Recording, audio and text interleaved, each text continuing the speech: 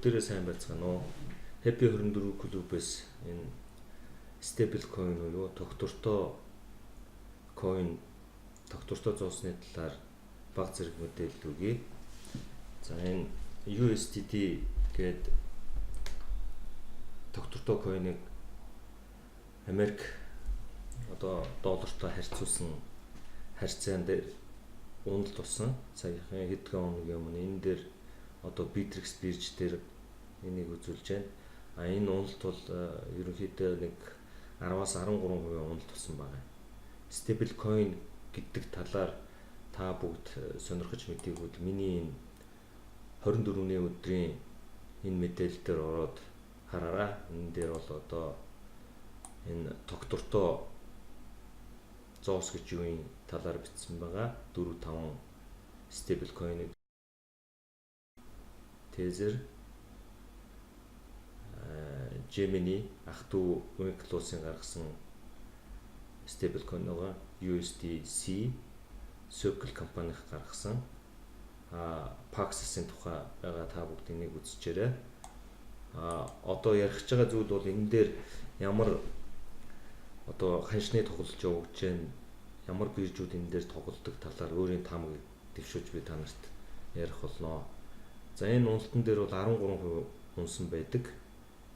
Тогтвортой coin Америк доллартай харьцуулсан харьцаан дээр нийт зах зээлийн хэмжээ нь бол энэ 1.5 их 80 доллартай тэнцэх одоо ийм ханш унсан.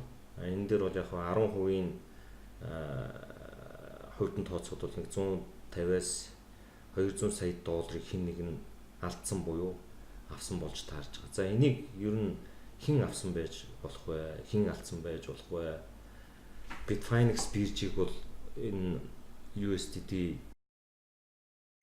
Tether coin дээр яг цаана баталгаагүй гэж ярьдаг. Энэ талаар одоо жоохон дэлгэрэнгүй ярив. За та бүгд энэ coin market cap дээр түрүүний миний ярьсан энэ stable coin-уудыг бүгдийг үзэж бодно. Жишээ нь энэ Tether-ийг бол ингээд дараад үзчихээрэй. За бүгдээр байж байгаа.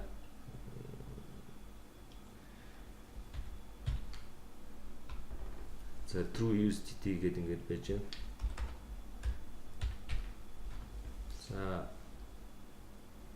Paxos гарч ирж байна. Gemini. За ингээд бүгдээрээ харчих болох нь. Одоо өнөөдөр бид бол Tether-ийн тухай ярина. За Tether бол саяхан ер нь бол stable coin бол Америк доллартай хосолж гардаг.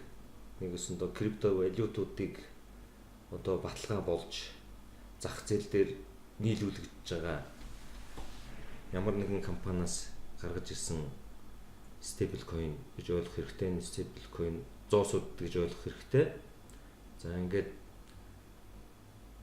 энэ саяхан бол 9 сарын сүүлээр энэ Tether-ийн зах зээлийн үнэлгээ бол 2 их 812 сая 708 мянган доллартай тэнцэх зах зээлийн үнэлгээтэй байжгаад өнөөдрийн байдлаар бол ингээд за 1 их 912 сая 274 мянган доллартай тэнцэх хэмжээтэй болсон. Ойролцоогоор энэ дээр нэг 800 сая долларын зөрөө гарч байна. За энэ ямар учиртай зөрөө гэдгийг шалгахын тулд бүгдээрээ бол Tether-ийн одоо данс руу орж харж болно. Tether-ийг бол OmniPlayer гэдэг блокчейн дээр бичигдсэн байдаг.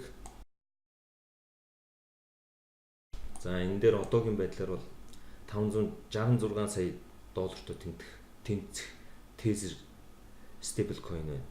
За энэний гүйлгээг бол доош ингээд та нар орсон гаснуудыг харж болно. Орсон гарсан дүнгийг харж болно.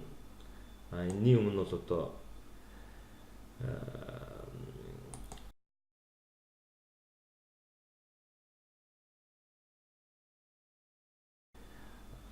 Bitfinex-ийн хүйтэн төрөвчийг үзүүлье. Bitfinex-ийн хүйтэн төрөвч дээр одоогоор бол 133,317 биткойн байна. Хамгийн дээд хэмжээндээ бол энэ дансанд 250,000 биткойн байсан. Тэгээд 9 сарын сүүлээс бол энэ дээр бол маш их идэвхтэй одоо биткойныг арилжиж тезер болгоод энэ тезерийн данслал хийсэн байгаа. Одоо би та бүгдэд харуулахыг бол ямар үйл явдал болсон бэ гэхээр энэ 9 сарын сүүлээс энэ тезерийн одоо данс руу 9 сарын 5 за энэ 5-наас 9 сараас эхлээ 9 сарын 5-нд бол энэ тезер рүү энэ данс руу 10 сая доллар энэ тезер орж ирсэн байна. Энэ юу миний хамгаалж байгаагаар юу хэлээд байна гэхээр хүйтэн төрөвчнээс Bitfinex биткойн зараад USDT юу тезер болонгууд тийшээ хийж гин гэж ойлгож байна. Яагаад би энэ тезер Bitfinex хоёрыг яриад байна гэхээр та бүгд энэ миний бичсэн тайлбараас болоод харж байгаа. Энэ дээр бол ямар учир шалтгаантай гэдгийг ойлгохдохоор бичсэн байгаа. За ингээд 9 сарын 5-нд энэ данс руу 10 сая доллар өрсөн байна. За энэ дээр бол данснасаа 50 сая доллар гаргасан байна. Дээш яваад 10 сарын 3-нд 10 сая доллар орсон. 10 сарын 9-нд 100 сая доллар орсон. Ингээд за нэг 100 сая доллар за эндээс 120-оос 70 сая доллар орсон байна. Нийлээд за 10 сард юу болсон энэ харъя. 10 сарын 14-нд за 70 сая долларын үлдэгдэлтэй гэж үзэхэд 270 сая 470 520 570 650 ингээд 700 сая 750 сая доллар орсон байна ийшээ. За ингээд 25-ны өдөр 500 сая доллар гарсан. Дараа нь 25-ндаа буцаад 50 гэдэг чинь ингээд нийтдээ 400 сая доллар 500 сая доллар гараад 400 сая долларын тезер орж ирсэн. За энэ ямар учиртай гэдгийг би эндээс харуулахыг үзье. 9 сарын одоо сүүлээс энэ Bitfinex-ийн хүйтэн данснаас бол дандаа биткойныг арилдсан байдаг. 9 сарын сүүлээс голчлон.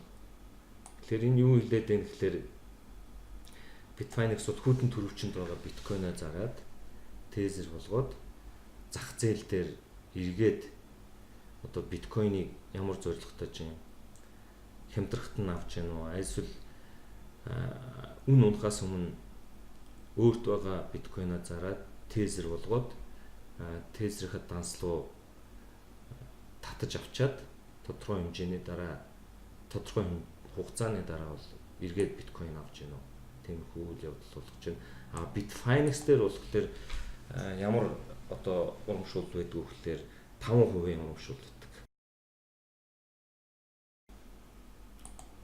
За ингээд би түрүүн та бүгдэд хэлсэн хамгийн оргил одоо биткойн хэмжээтэй үедээ Bitfinex-ийн хүйтэн дансанд бол хамгийн оргил үедээ энэ дансанд бол Bitfinex-ийн хүйтэн дансанд хамгийн оргил үедээ 250,000 биткойн байсан. За энэс хасах нь 130,000 биткойн.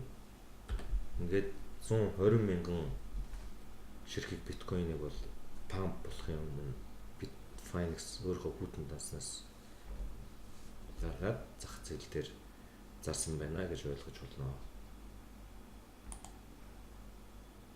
За ингээд дансанд байгаа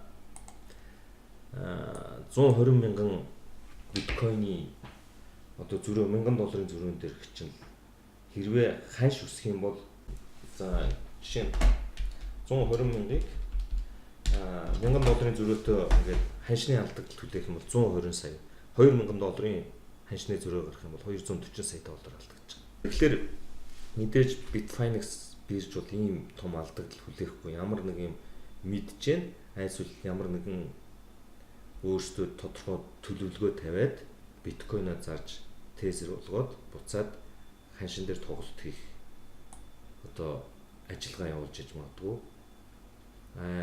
цаг хугацааны үед харихад бол Bitfinex бол яг өөрийн биткойныг бол pump буюу хаш өсөхийн өмнө зараад буухт нь авж байгаа юм зүйлүүд ажиглагддаг.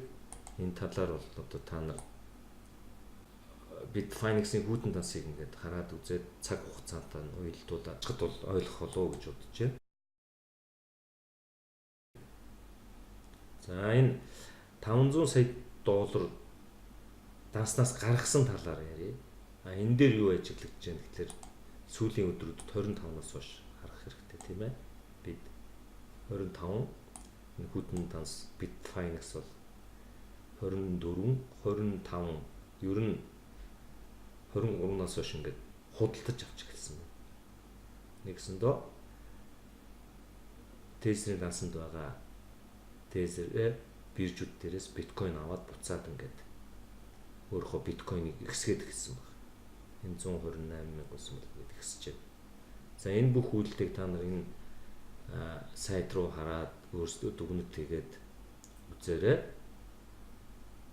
За ингээд анхаарал тавьсанд баярлалаа.